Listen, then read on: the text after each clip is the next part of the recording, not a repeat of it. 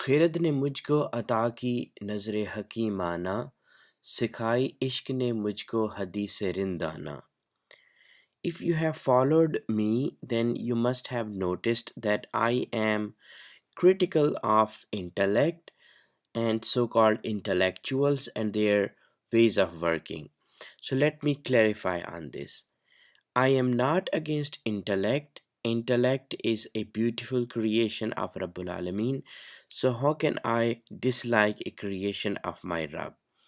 Intellect, in my opinion, acts as a torch or searchlight that illuminates a path.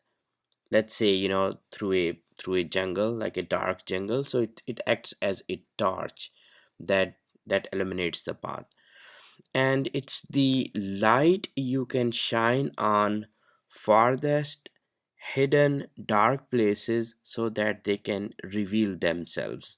So it's a real blessing for the travelers.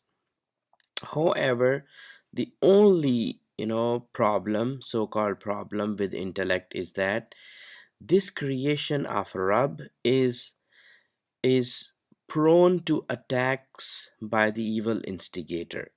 So Allah subhanahu wa ta'ala has given Satan this power that he can mislead intellect. So intellect, if it blinks its eyes, it may end up following the footsteps of evil instigator. Also, intellect in the hands of an egoistic person can be very dangerous. So, intellect must be accompanied by a humble, believing, loving heart. Without the guidance of a believing heart and at the mercy of an egoistic, self-boastful person, intellect can be very deadly. It can be the deadliest ever weapon, used against humanity. So I have talked about intellect and that it should be accompanied by a believing heart.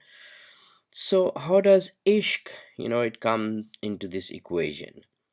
So let me introduce ishq. So intellect is a tool in our journey. Heart must be guide in our journey, and ishq makes one travel on such a daring path. Ishq is the purpose, the reason behind the journey. And let me rephrase my definition of ishq one more time. Ishq is that invisible string. It is an invisible string that connects a man to his creator at one end and to his creation at the other end. And a man, a believing man, Ibn Adam, is in the center, holding to both ends very tightly.